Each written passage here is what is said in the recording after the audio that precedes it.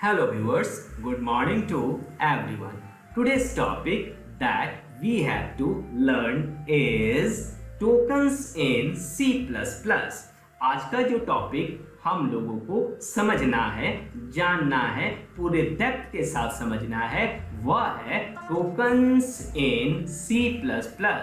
आज हम लोग टोकन्स की चर्चा करेंगे। टोकन क्या होते हैं, टोकन की क्या उपयोगिता है, इन सारी बातों की चर्चा आज के टॉपिक में हम लोग करने वाले हैं। आज के लेक्चर में हम लोग समझने वाले हैं। तो चलिए चलते हैं टोकन की तरफ और टोकन को हम लोग पूरे डेप्थ के साथ समझने का प्रयास करते हैं।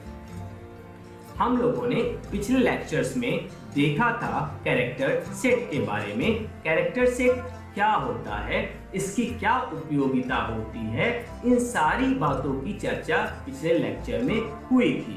हम लोगों ने कैरेक्टर सेट को जाना था इस तरह से, the set of characters used in a computer language is known as character set. Characters के सेट जो कंप्यूटर प्रोग्रामिंग लैंग्वेज में यूज किए जाते हैं, उस कैरेक्टर्स के सेट को हम लोग कैरेक्टर सेट कहते हैं। कैरेक्टर सेट में जो भी कैरेक्टर्स होते हैं, उन कैरेक्टर्स के मदद से, उन कैरेक्टर्स से जो वर्ड्स बनते हैं कंप्यूटर प्रोग्रामिंग लैंग्वेज में, वह वर्ड्स हमारे लेक्सिम्स कहलाते हैं। लेक्सिम्स को हम लोगों ने पिछले लेक्चर में भी डिफाइन किया था। उसका डिफिनेशन वहां पे दिया गया था इस तरह से, the vocabulary of a computer language is called lexicon. An item in the lexicon is called a lexeme. Vocabulary जो कंप्यूटर लैंग्वेज की होती है, कंप्यूटर लैंग्वेज में होती है, उस वोकेबलरी को लेक्सिकन कहते हैं। एक आइटम लेक्सिकन के अंदर लेक्सिम कहलाता है। इसको एग्जाम्पल के द्वारा हम लोग सरल भाषा में समझने का प्रयास करते हैं।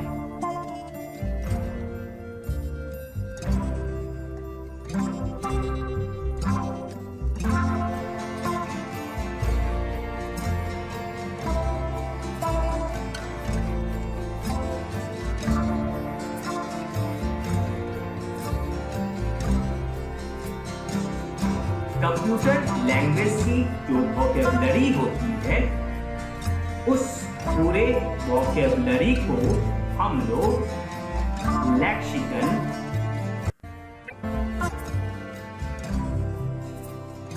लेक्सिकन कहते हैं।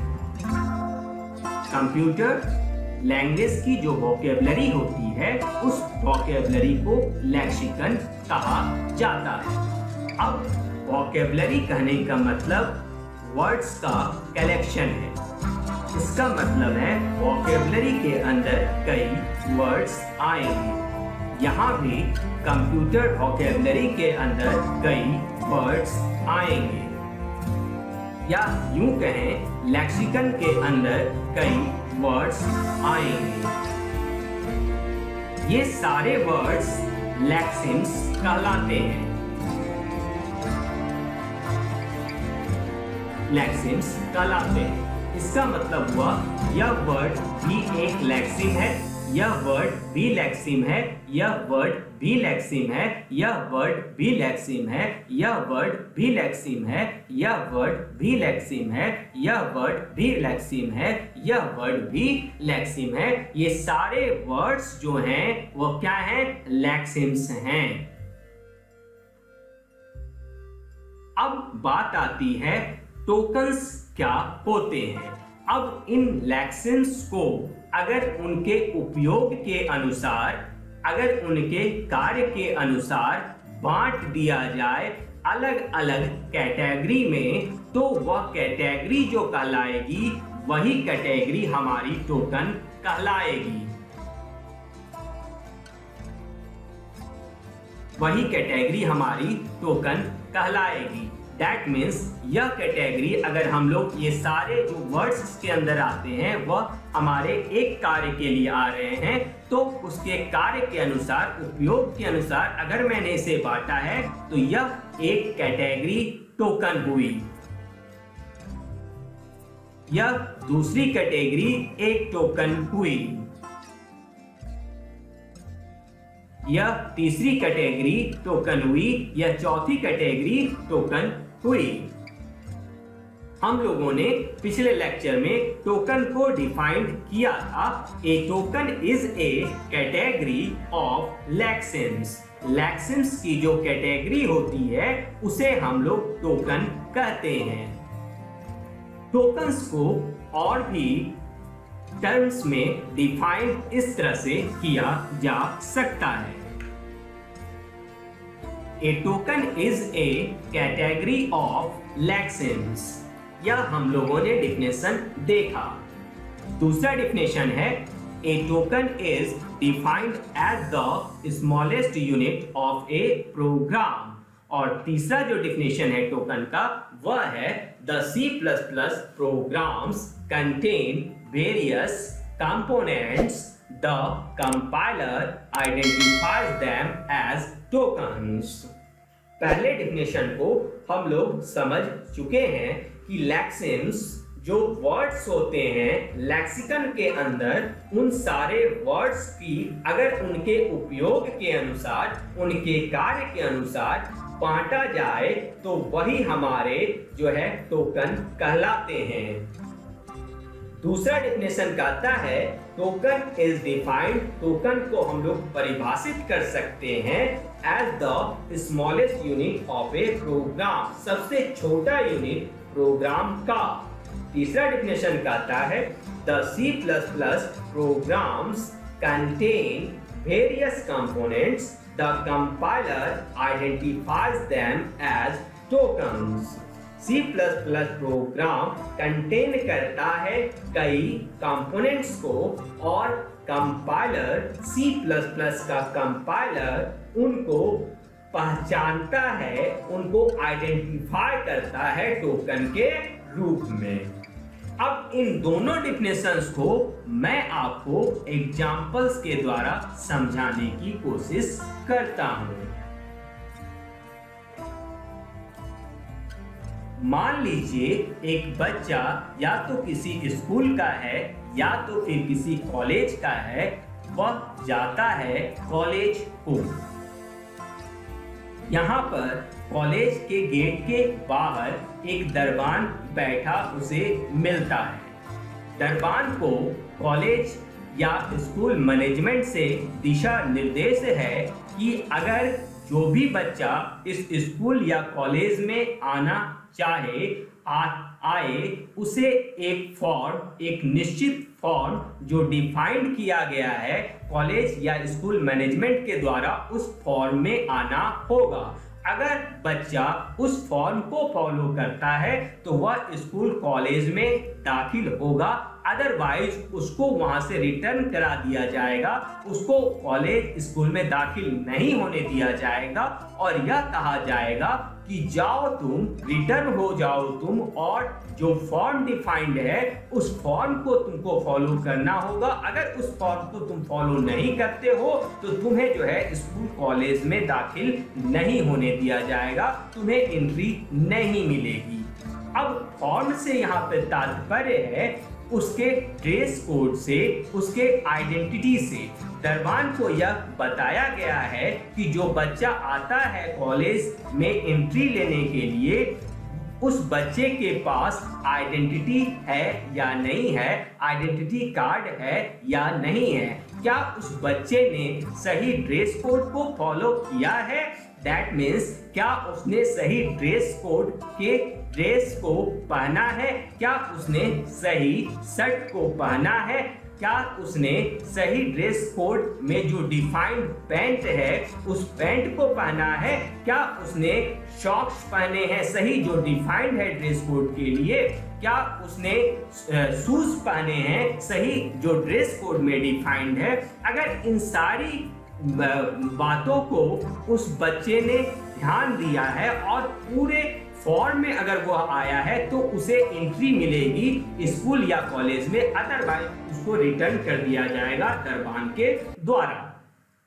अब बात यहाँ यह आती है कि इस दरबान को दिशा निर्देश मिला था कि जो भी बच्चा आएगा कॉलेज गेट पर, उस बच्चे को उसके फॉर्म को दरबान के द्वारा जांचा जाएगा, टेस्ट किया जाएगा, क्या उस बच्चे का फॉर्म वही है जो कि कॉलेज मैनेजमेंट, स्कूल मैनेजमेंट के द्वारा दरबान को डिफाइंड है।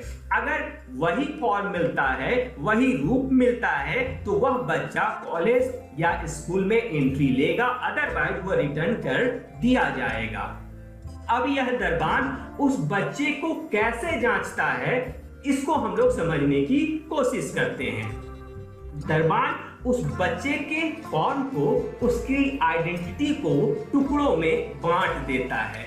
जैसे पहला टुकड़ा हो गया आईडी कार्ड, वह देखता है क्या बच्चे के पास आइडेंटिटी कार्ड है या नहीं है। अगर आइडेंटिटी कार्ड है तो वह उसी स्कूल का है, उसी कॉलेज का है, यह जांचने की कोशिश करता है। दूसरा जो कैटेगरी बनेगी वह होगा कि क्या बच्चे ने सही ड्रेस कोड में जो शर्ट डिफाइंड है, जिस कलर का शर्ट डिफाइंड है, वह शर्ट पहना है या नहीं पहना है। तीसरा जो कैटेगरी बनेगी वह यह बनेगी कि क्या बच्चे ने ड्रेस कोड में जो डिफाइंड पैंट है, उस पैंट को, उस सही कलर के पैंट को पहना है या नहीं पहना है।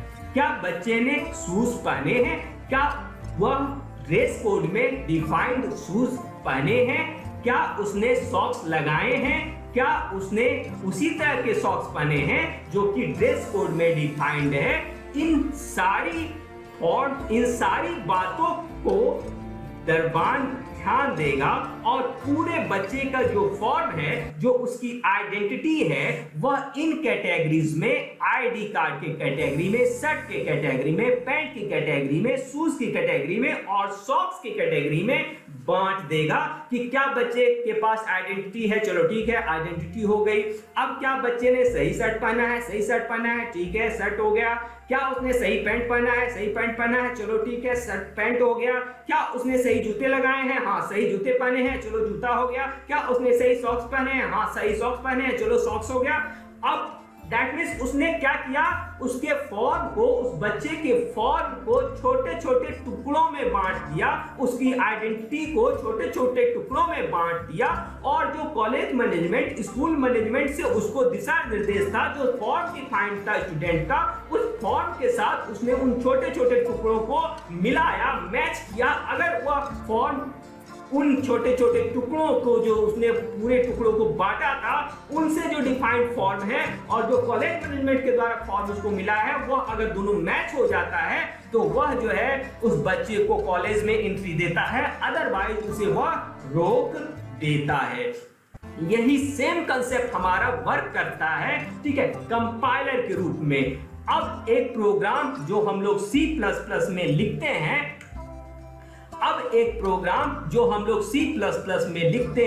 उस प्रोग्राम को जांचने के लिए, उस प्रोग्राम को टेस्ट करने के लिए कि क्या उस प्रोग्राम में कहीं कोई एरर है, इसको टेस्ट करने के लिए हम उस प्रोग्राम को लेकर आते हैं कंपाइलर के पास। यह कंपाइलर वही काम करता है जो वहां एग्जाम्पल में दरबान काम कर रहा था। दरबान जो है हमारे फॉर्म को चेक करने का काम कर रहा था, यहाँ भी हमारा कंपाइलर फॉर्म को चेक करने का काम करता है। C++ प्रोग्राम जो बना है उसका क्या फॉर्म है, उसका सही फॉर्म है या नहीं है, जो कि डिफाइंड है कंपाइलर को। जो कंपाइलर को फॉर्म बताया गया है, उस फॉर्म के अनुसार C++ प्रोग्राम का फॉर्म है या नहीं है, यह जो है कंपाइलर मैच करने का काम करता है। अगर दोनों फॉर्म मिल जाते हैं तो प्रोग्राम को आगे बढ़ा देता है एग्जीक्यूशन के लिए, अदरवाइज क्या करता है कंपाइलर, प्रोग्राम को एरर के साथ जनरेट कर पुनः जो है रिटर्न कर दिया जाता है प्रोग्रामर के पास कि ये एरर आए हैं, इसको आप दूर करें। अगर इन एरर्स को आप दूर नहीं करते हैं तो आगे जो है आपका प्रोग्राम नहीं बढ़ेगा, आपका प्रोग्राम एग्जीक्यूट नहीं होगा।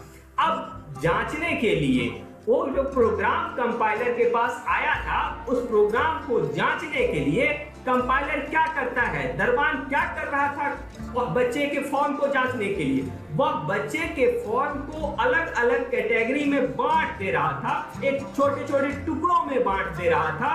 कंपाइलर भी जो प्रोग्राम आता है उसके पास, उस प्रोग्राम को डिवाइड कर देता है छोटे छोटे टुकड़ों में, छोटे छोटे वर्ड्स में, और वही वर्ड्स लेक्सिम्स का लाते हैं, और उन वर्ड्स का जो कैटेगरी बनाया जाता है, जो कैटेगरी में जो है बांटा जाता है, उन वर्ड्स को, उन कैटेगरी को ही टोकन कहा जाता है। जैसे ये कैटेगरी एक बनी है पार्ट 1 की, या एक दूसरा कैटेगरी बनी है पार्ट 2 की, या तीसरा एक कैटेगरी बना है पार्ट 3 का, और फिर हमारा पार्ट 4 का, एंड लास्ट पार्ट 5 का। ये सारी कैटेगरीज बनी है। ये कंपाइलर इन सारे कैटेगरीज में जो है लेक्सिम्स को उनके उपयोग के अनुसार, उनके कार्य के अनुसार बांट देता है, और C++ प्रोग्राम जो उसके पास आता है, उस प्रोग्राम को जो है, उसके फॉर्म को जो है इन बांटे हुए वर्ड्स के आधार पर जांचने का प्रयास करता है कि क्या उसका वही फॉर्म है जो कि कंपाइलर को फॉर्म डिफाइंड है। अगर वही फॉर्म है तो फिर उसे आगे वह भेजता है एग्जीक्यूशन के लिए। अगर वह फॉर्म उसे मैच नहीं करता है, जहां जहां उसको समस्या समझ में आती है, जहां जहां उसको एरर समझ में आता है, वह एरर के साथ पुनः जो है प्रोग्राम को प्रोग्रामर के पास रिटर्न कर देता है और कहता है कि ये लाइन में हमारे यहाँ एरर है, इनको दूर करेंगे तो फिर हमारा प्रोग्राम एग्जीक्यूट करेगा।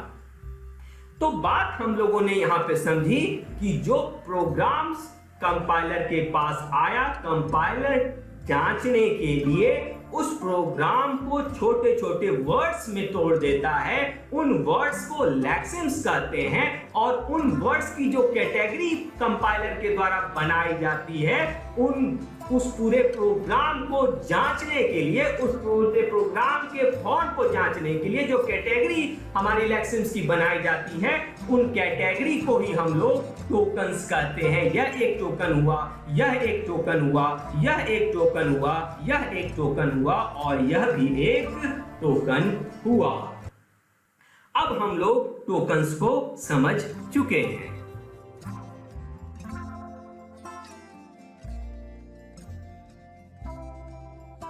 अब हम लोग जो हमारे डिफिनेशंस हैं, डिफिनेशन सेकंड और डिफिनेशन थर्ड, इन दोनों को समझ चुके हैं एग्जाम्पल के द्वारा। हम लोगों ने देखा a token is defined as the smallest unit of programme.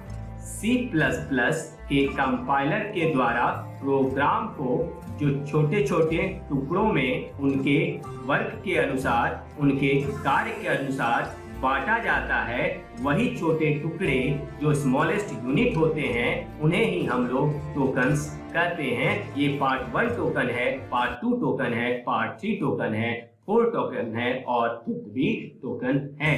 तो दूसरा जो डिफिनेशन है वह हमारा परिभाषित होता है, a token is defined as the smallest unit of program. तीसरा जो डिफिनेशन है वह कहता है the C++ programs contain various components. C++ का प्रोग्राम कई कंपोनेंट्स को कंटेन करता है।